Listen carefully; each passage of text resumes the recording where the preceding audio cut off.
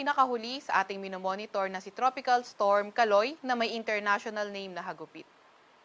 Kanina nga alas 6 ng gabi yung minomonitor nating bagyo na nasa labas ng ating Philippine Area of Responsibility, pumasok na ng ating PAR at binigyan nga natin ito ng local name na Kaloy.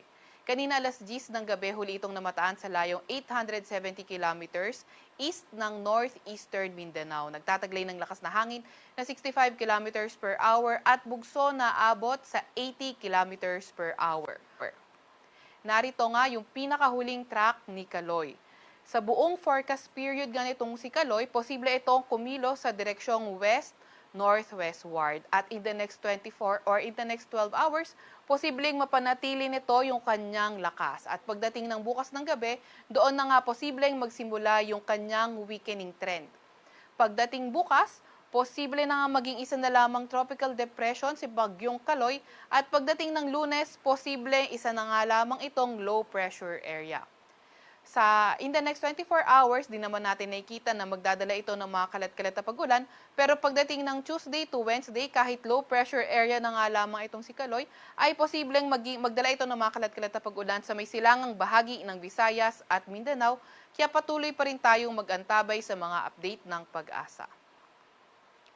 Para naman sa hazards over coastal waters, sinaasahan nga natin in the next 24 hours yung 2.5 up to 2.5 meters na nataas ng alon sa may eastern seaboard ng Northern Samar, sa may eastern Samar at Siargao, Bukas Grande Island, sa may seaboard ng Batanes, sa may western seaboard ng Babuyan Islands at ang northwestern seaboard ng Ilocos Norte.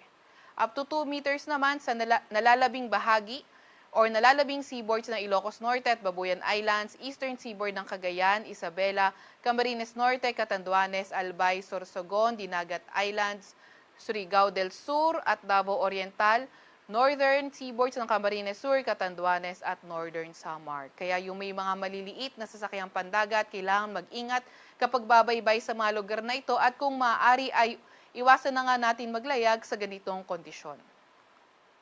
Atin nga muna ang pinakahuli kay Bagyong Kaloy.